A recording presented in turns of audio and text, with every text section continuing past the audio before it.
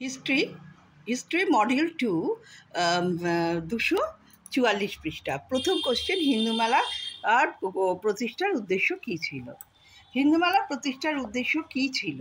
এর অ্যান্সার হলো, হিন্দু মেলা প্রতিষ্ঠার উদ্দেশ্য নিম্নরূপ।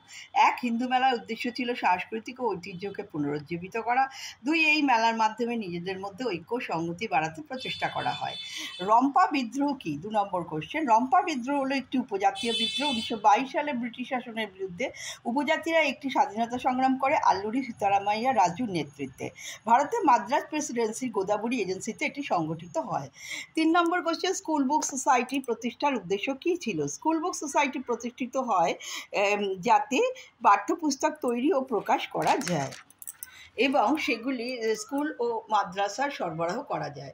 মধুসূদন গুপ্ত স্মরণীয় কেন? মধুসূদন গুপ্ত ছিলেন একজন বাঙালি চিকিৎসক, যিনি 1800 সালে কলকাতা মেডিকেল কলেজে প্রথমবার শব ব্যবচ্ছেদ করেন, যা ভারতের চিকিৎসা এবং গবেষণার ক্ষেত্রে একটি গুরুত্বপূর্ণ পদক্ষেপ। শব ব্যবচ্ছেদ মানে, বা তোমরা জেনে নাও, ওটা হচ্ছে ইংরাজিতে পোস্টমর্টেম, অর্থাৎ যদি সুইসাইডিয়াল বা অন্য কোনো রকমভাবে মারা যায়, তাহলে সেটা বডিটাকে কেটে তার একটা পোস্টমর্টেম করে দেখা হয় যে কিভাবে তার মৃত্যুর কারণটা খতিয়ে দেখা হয়। স্বদেশী আন্দোলনে কৃষকরা কেন অংশগ্রহণ করেন? স্বদেশী আন্দোলনে কৃষকরা অংশগ্রহণ করেননি।